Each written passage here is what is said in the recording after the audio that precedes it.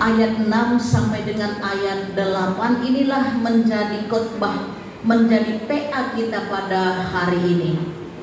Kitab Nabi Amos 1 ayat 6 sampai dengan ayat 8. Beginilah firman Tuhan. Karena 3 perbuatan jahat gajah, bahkan 4, aku tidak akan menarik kembali keputusanku. Oleh karena mereka telah mengangkut ke dalam pembuangan suatu bangsa seluruhnya untuk diserahkan kepada Edom. Aku akan melepas api ke dalam tembok gajah sehingga purinya dimakan habis. Aku akan melenyapkan penduduk dari Asdod dan pemegang tongkat kerajaan dari Askelon. Aku akan mengacungkan tanganku melawan Ekron sehingga binasalah sisa-sisa orang Filistin. Firman Tuhan Allah. Shalom bagi kita semua. Siapakah Amos? Amos berarti beban, tanda petik. Arti Nabi Amos adalah beban, tanda petik. Dia terbeban ketika dia tidak menyuarakan kebenaran. Dia terbeban ketika tidak memberitakan suara kenabian. Ada juga Bapak Ibu, namanya iman sembiring, tetapi hanya nama, bukan seperti namanya iman. Artinya keyakinan kita kepada Tuhan, selalu mengandalkan Tuhan. Tetapi bahasa karonya itu hanya nama iman, tetapi dia hanya memiliki iman. Nabi Amos tidak berbeda nama dengan perilakunya. Jadilah seperti nama kita. Kalau nama saya Partai Marhenisme, selalu berkhotbah dengan suara kenabian. Kalaupun ada orang yang tidak suka, karena firman Tuhan harus diberitakan. Amin. Amos berarti beban. Seluruh kitab Amos menitik beratkan tentang keadilan. Amos yang mula-mula seorang peternak domba dan juga pemungut buah ara di hutan, tetapi Allah memanggil dia dan menggiringnya dari gembalanya menjadi menggiring umat Tuhan, memberitakan firman Tuhan. Inilah firman Tuhan untuk Amos. Tuhan Allah telah berfirman, siapakah yang tidak bernubuat? Amos 3 ayat 8. Karena itu Amos harus bernubuat. Apa nubuat Amos? Saudara terkasih dalam nama Tuhan, siapa saja yang tidak mencari Allah, dia akan mati. Tetapi kata Amos, carilah Tuhan, maka engkau akan hidup. Semua kita di sini adalah mencari Tuhan supaya hidup kita makin hidup lagi. Amin. Kita mencari Tuhan supaya hidup kita lebih berwarna lagi, lebih berseri lagi. Pertanyaannya, semua kita yang sudah berenang, berapa kali tadi kita buang air di sana? Makanya setiap hari Selasa kita datang ke sini, muka kita dipenuhi dengan kemuliaannya, karena sudah menyatu itu air kita, air kehidupan, air kolam, menyatu menjadi satu. Dan yang pasti adalah kita di sana itu sangat kompak sekali, nggak pernah ada yang tabrakan, padahal penuh itu di kolam. Tapi tak pernah ada kecelakaan di sana.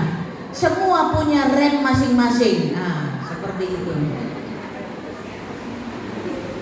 Nubuat Amos, sebagian dosa yang terdaftar adalah keganasan dan kekejaman. Keganasan dan kekejaman. Ada 3 dosa umat itu, dan firman Tuhan ada 3 atau 4. Yang pertama, mengangkut ke dalam pembuangan suatu bangsa seluruhnya. Itu ayat 6. Dosa yang pertama, mengangkut ke dalam pembuangan suatu bangsa seluruhnya untuk diserahkan kepada Edom. Dan dosa yang ketiga, mengejar saudara-saudaranya dengan pedang dan mengekang belas kasihan. Itu di dalam ayat 11. Porsi kita yang diajarkan Tuhan Yesus kepada kita, memberi kasih, memberi kedamaian, memberitakan kedamaian. Kita ke Israel bukan karena urusan politik, tidak, tetapi karena di sana Sang Mesias itu lahir. Bulan 11 saya tertunda ke sana karena perpecahan Palestina Israel. Porsi orang percaya tidak ada benci membenci, tidak ada kutuk mengutuk, yang adalah berdoalah untuk mereka. Walau Israel itu minoritas, tetapi kemenangan selalu ada di umat Tuhan. Amin. Kalaupun kita minoritas, jangan takut dengan minoritas. Tuhan ada di pihakmu. Dosa yang ketiga itu di dalam ayat 13. Jadi Amos 1 ayat 6 tadi, beginilah firman Tuhan. Karena 3 perbuatan jahat, inilah 3 perbuatan jahat mereka. Dosa yang ketiga, mereka membelah perut perempuan-perempuan hamil di Gilead. Bayangkan saudara, Bapak Ibu semua. Dosa keganasan, dosa kekejaman, mereka membelah perut perempuan-perempuan hamil di Gilead dengan maksud meluaskan daerahnya sendiri. Dan apa kata Tuhan lewat Nabi Amos? Tuhan bersabda, aku akan melepaskan api dan gajah akan habis ditelan api. Ini kebenaran firman Tuhan. Lewat sang Nabi, Nabi Amos, Tuhan bersabda, aku akan melepaskan api.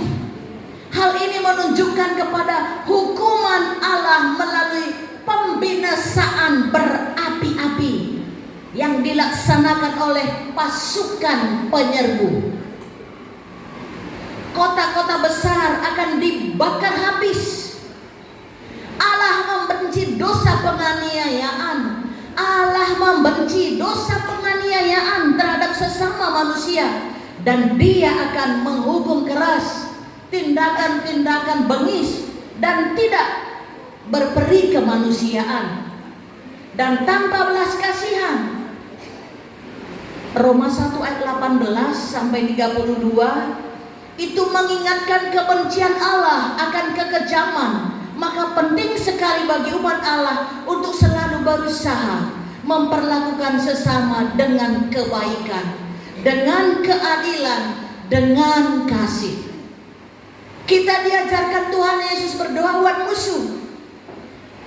Mari kita terus bersujud, berlutut berdoa untuk mereka. Itu porsi kita. Tidak porsi kita dukung mendukung. Tidak, stop. Pakai lutut, kaki, tanganmu menyembah, berdoa pada Tuhan. Tuhan bekerja, berkarya lewat doa-doa yang kita hadirkan. Selalu dalam kebaikan, keadilan, dan kasih.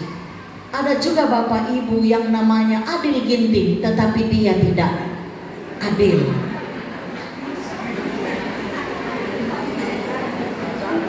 Bahkan Adil Sembiring, dia tidak adil. Keadilan di dalam Tuhan, sang Nabi berkati, menyuarakan suara keadilan Tuhan. Dia menyerukan kita umat Tuhan selalu hidup dalam kebaikan, hidup di dalam keadilan, dan hidup di dalam kasih. Di mana ada kasih, di sana ada Allah. Diberi mana penuh urapan dan kasihnya. Amin. Orang yang bernaung dengan sentuhan ilahi, sekelilingnya pun akan diberkati. Pak Pembina kita dan Ibu bernaung dengan sentuhan ilahi. 200 lebih setiap Selasa kita mendapat berkat loh. Biasanya kita pergi ke toilet kita bayar 1.000 atau 2.000. Berapa kali kita tadi buang air di sana? Kali 2.000. Makan bubur dan roti lagi, dan dapat urapannya lagi, dan Tuhan berkehadirat lagi untuk kita. Berarti tidak ada yang rugi, yang ada adalah untung, untung terus. Catat itu. Ketika kita berteman, berbesti, bersahabat dengan orang-orang yang diurapi Tuhan, maka sekelilingnya pun akan mendapat berkat. Amin. Pergilah ke gerejamu masing-masing, ke aktivitasmu masing-masing, kabarkan kebaikan Allah, kabarkan keadilan Allah, kabarkan kasih di sana. Jadilah kita kilasan-kilasan surga. Kilasan-kilasan surga. Tujuan Allah pilih Amos. Setiap kita ada di planetnya Tuhan, Allah punya tujuan untuk kita. Tujuan hidup kita adalah hidup bertujuan. Allah bukan salah kirim kita ke dalam planetnya. Apa tujuan Allah pilih Amos? Sebagai seorang gembala yang dipilih Allah, Amos bertanggung jawab mewartakan tanda-tanda penghakiman dan bahwa kesudahan kerajaan utara segera datang, memperjuangkan keadilan sosial, keadilan dan kesabaran Allah terhadap perbuatan jahat manusia. Tentang pelajaran apa yang kita peroleh dari sang Nabi bernama Amos? Hukuman Allah akan jatuh ke atas segala bangsa.